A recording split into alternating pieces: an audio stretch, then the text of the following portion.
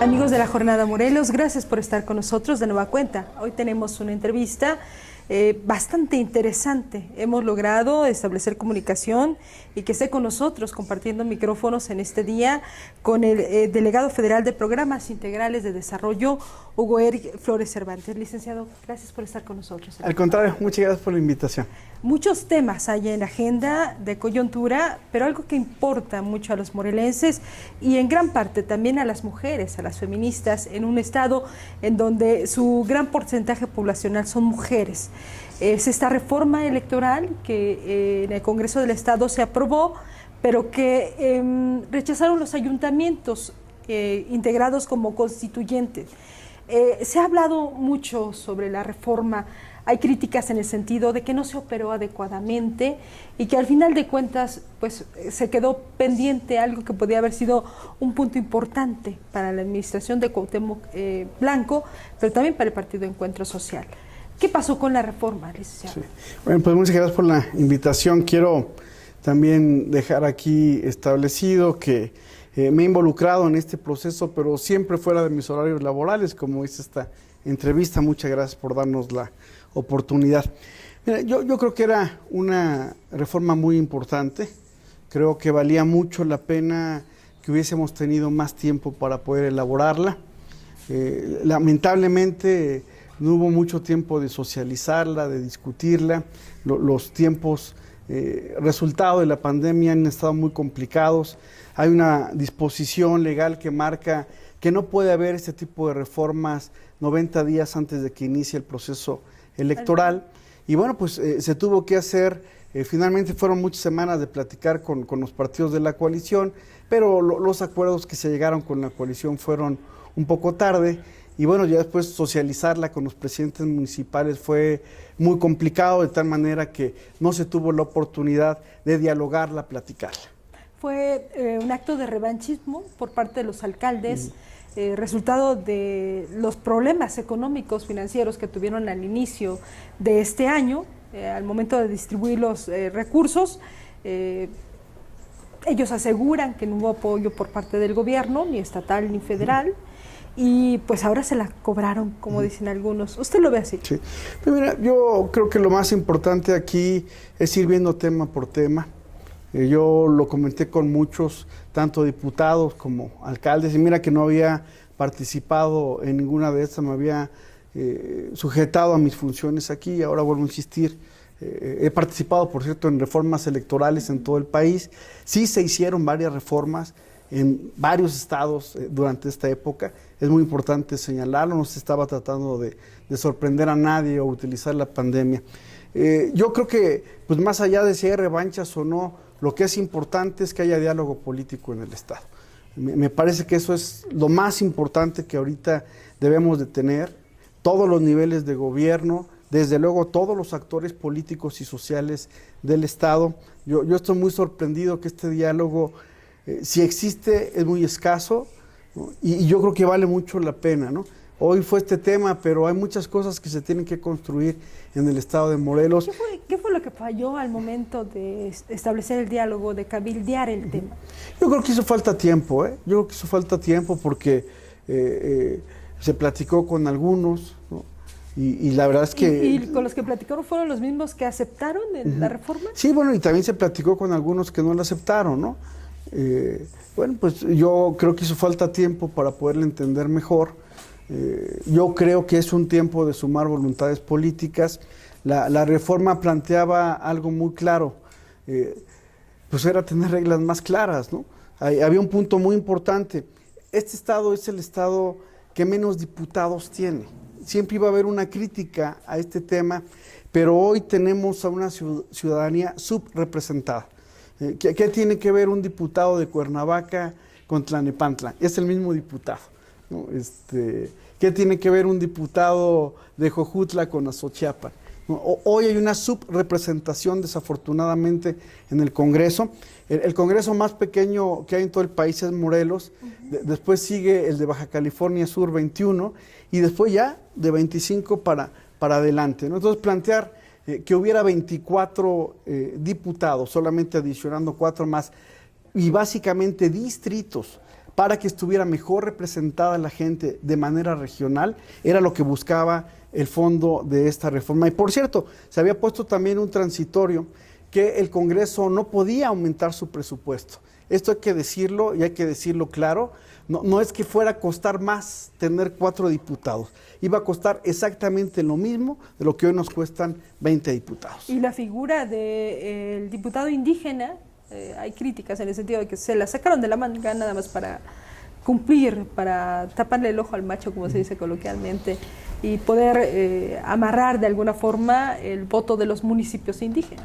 No, la verdad es que hay una resolución y lo que estábamos intentando justamente era que en esta reforma, para tener las cosas muy claras, hubiera una representación indígena basada en los distritos donde hay comunidades indígenas, en los municipios donde hay comunidades indígenas. Están reconocidos 3 municipios aquí. Bueno, el Cabildo iba a ser un municipio con personas que pertenezcan a la comunidad indígena. Entonces, ciertamente que no era taparle el ojo al macho, era dar una resolución y poner una situación muy clara, ya establecida en la ley, para que no hubiera lugar a ninguna interpretación. Y el hecho de empalmar esta reforma electoral, que aseguran muchos va con dedicatoria para el Partido Encuentro Social, para rescatarlo, para garantizar su permanencia en el poder en Morelos, va pegadita con esta reforma de paridad electoral, que en Morelos pues ha sido vanguardia el trabajo de las feministas, de las activistas en favor de los derechos de las mujeres, para lograr esa condición de equidad en comparación de los varones, reglas claras, como usted decía, pero también erradicar la violencia política, que en Morelos también ha sido un lastre y que le ha colocado una y otra vez en la escena nacional. Incluso ha sido señalamiento en contra del gobernador Cuauhtémoc Blanco, ¿no? Esta falta de tratamiento adecuado a la relación con la mujer. ¿Por qué meter las dos cosas en la misma canasta? ¿Por la falta de tiempo? Era una reforma electoral integral, ¿no? Y lo único que no se aprueba por parte de los ayuntamientos es la reforma constitucional. La reforma en el caso de paridad y de violencia política para la mujer está aprobada por el Congreso, no tiene por qué sufrir ninguna modificación. Yo no sé, ahí es cuando de repente yo sí veo que hay algún interés, un discurso equivocado de distorsionar las cosas. Eso está aprobada por el Congreso, se tiene que publicar, porque eso ya está aprobado. Esa reforma no formaba parte de lo que aprobaron los ayuntamientos o lo que no aprobaron los ayuntamientos. Esta es una reforma al Código electoral y que tiene muchísimas aristas, ¿no? Y por cierto, muy importante, muy necesaria para el estado de Morelos. Entonces, ahí sí están confundiendo la gimnasia con la magnesia. Esta gran reforma en violencia política en contra de las mujeres y de paridad forma parte del Código Electoral, no formaba parte de la reforma constitucional. Esto es lo que no se aprobó, esto es lo que sí se aprobó. Entonces, ¿en dónde está la confusión o querer mezclar una cosa con la otra, ¿no? Lo que se sujeta a los ayuntamientos es la reforma constitucional, no la reforma legal, y esta gran reforma de la que estamos hablando, que además armoniza leyes federales, y hemos de decirlo, apoyadas y aprobadas por el Partido Encuentro Social en la Cámara de Diputados, en el Senado de la República, pues ¿por qué no tendríamos que haberlo impulsado aquí también? Entonces, eso sí se va a aprobar. Le pregunto porque en estos momentos, a través de las redes sociales, organizaciones como el Observatorio de Paridad Electoral, como Género 33, como a tantas otras organizaciones, en redes sociales tienen una campaña exigiendo al Congreso que sesione, que vote esta reforma de paridad y que se publique como tal. Sí, desde mi punto de vista, eso ya está aprobado. Eso no fue sujeto a lo que no se aprobó. O sea, el dictamen contenía los dos y además hasta 3 reformas a la ley orgánica municipal. En torno a los regidores. Exacto. Al no aprobarse la reforma constitucional, la reforma legal queda firme. Entonces, sesionar para que aprueben algo que ya aprobaron, porque ya está aprobado. Entonces, ahora que seguramente el Congreso estará mandando a publicar al Ejecutivo la parte que sí se aprobó, que contiene todos estos temas, ¿no? ¿Qué es lo que, insisto, qué es lo que falló en este proceso? Decía usted la falta de tiempo, pero los mismos alcaldes dicen, bueno, nosotros ejercimos nuestra voluntad, nos sentamos con nuestro cabildo, les preguntamos qué opinaban, ellos dieron su voto, pero lamentablemente no fue lo que quería el Ejecutivo. Y a raíz de eso, ellos denuncian amenazas, incluso amenazas de muerte en el caso del alcalde de Temuac y el mismo presidente del IDEFON, Enrique Alonso. ¿Hubo amenazas? Pues no se deberían de señalar quién les hizo esas amenazas, y yo digo, hasta denunciar, porque si ellos están seguros que los amenazaron, bien valdría la pena que levantaran una denuncia, porque está fácil afirmar y que esto se convierta en un tema de debate político. Bueno, ahora que demuestren que amenazas. Fíjate, yo pedí al IDEFON, ¿no?, inclusive vía telefónica directamente con el señor Enrique Alonso, y antes a través de algunos alcaldes, que me permitieran ir a platicar con ellos la reforma, y no se prestaron al diálogo. Bueno, inclusive después Enrique Alonso me dijo, sí, te vamos a recibir, y no me recibieron. Yo lo que quería, pues, era darles a conocer en qué consistía la reforma. Por ejemplo, en el tema del cabildo, lo que se estaba planteando era regresar a un sistema mixto de elección, por planilla y por representación proporcional. ¿Qué daba eso? Daba un instrumento de gobernabilidad a los propios presidentes municipales, que decíamos la planilla, presidente, síndico, en el caso de los municipios grandes, 3 regidores, de los medianos 2 regidores y de los chicos 1 regidor.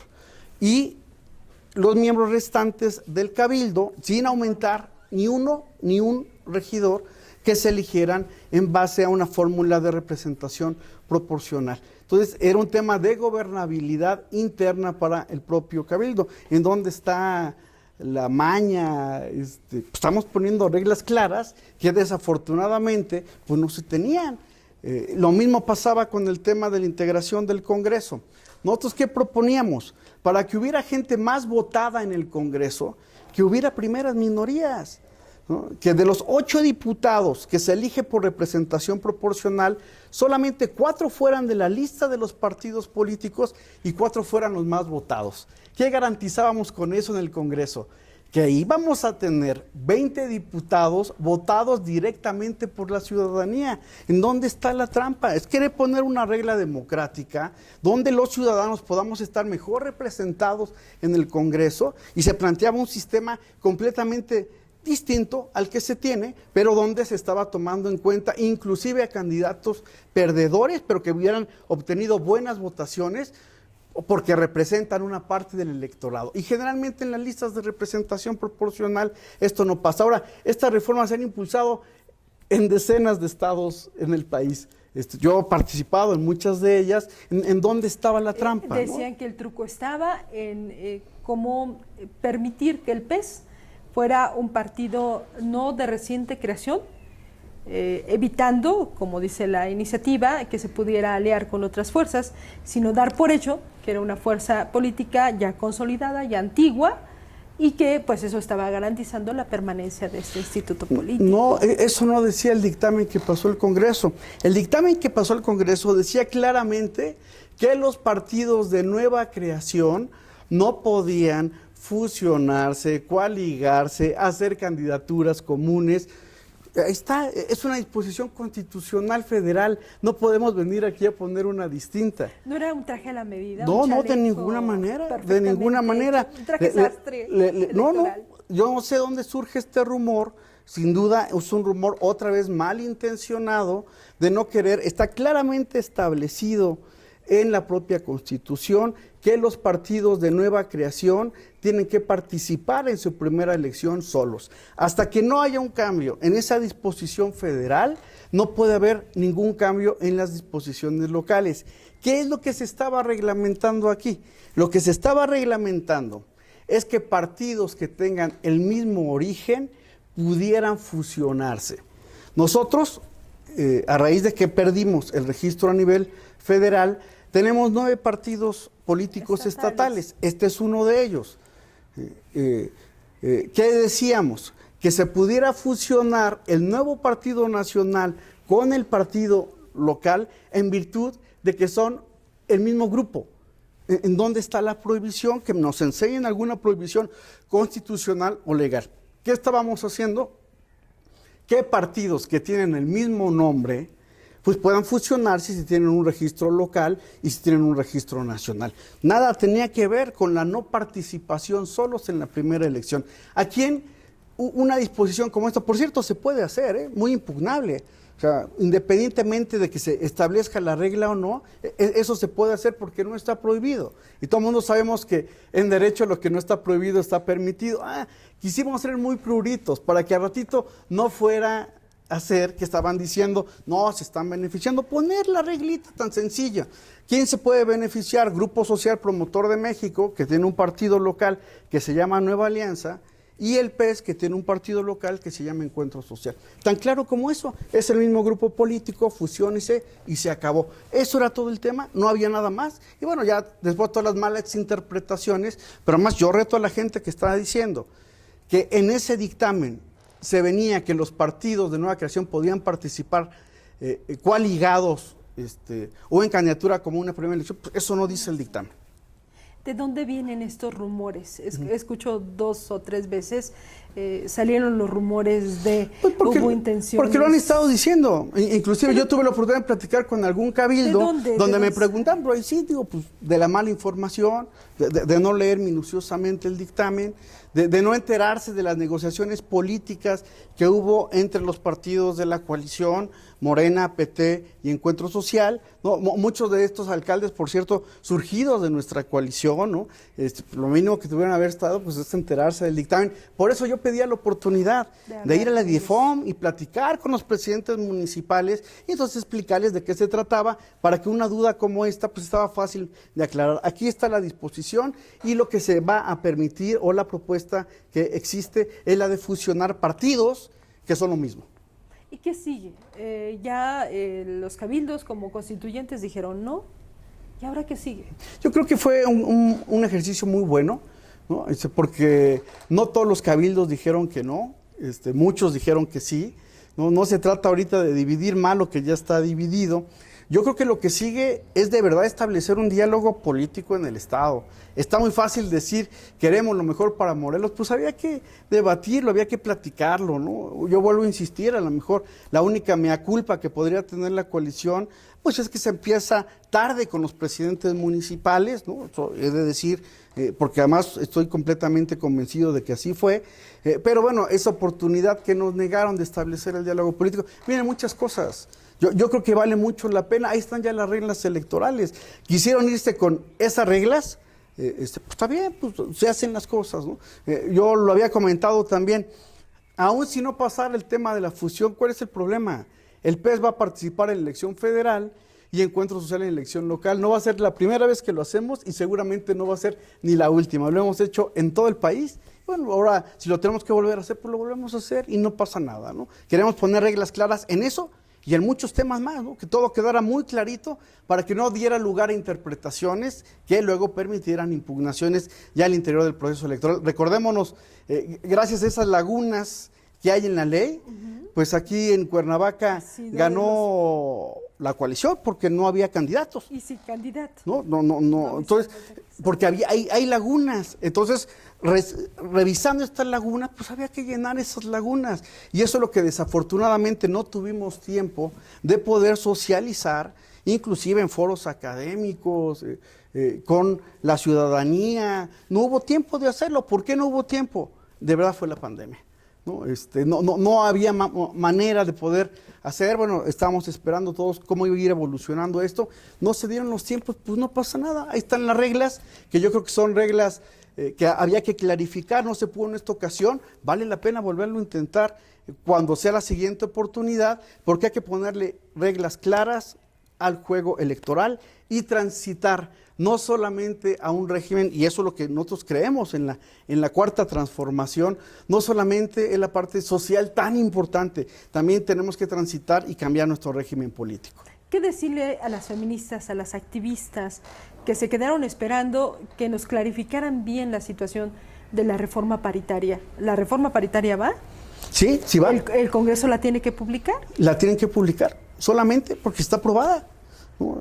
Todo el mundo tiene que estar muy tranquilo. Ese tema está aprobado por el Congreso y la tiene que mandar el Congreso al Ejecutivo para que se publique. La verdad es que es muy importante que esto lo pueda hacer el Congreso y también el Ejecutivo, y yo veo que hay toda la voluntad de ambos poderes de poderlo hacer. Entonces todo el mundo tiene que estar muy tranquilo, porque además, y miren, yo tuve la oportunidad de revisar renglón por renglón, letra por letra, ¿no?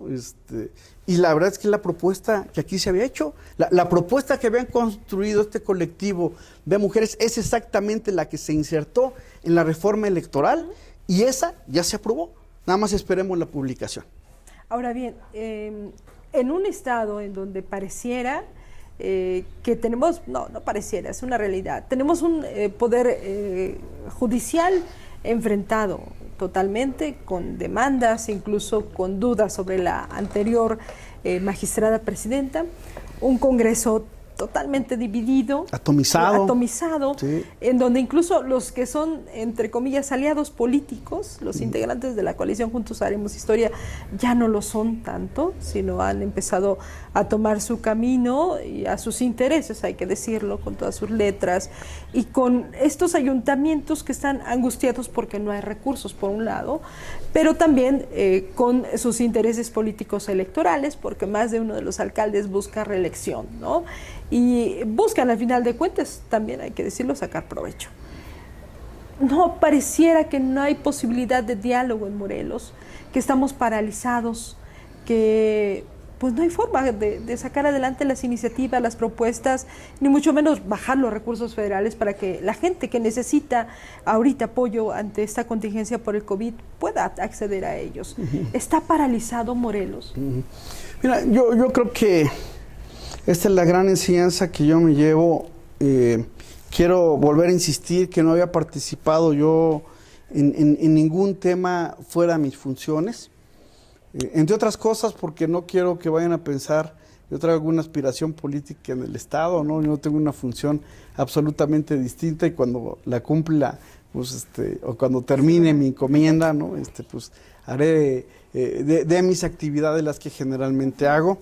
Yo recibí una invitación para venir al Estado de Morelos, y la verdad me vine muy contento, ¿no? Y lo más grande sorpresa que yo me he llevado en este Estado es que no hay la mínima intención de establecer diálogo, ¿no? Yo sí veo desafortunadamente que las instituciones están muy atomizadas.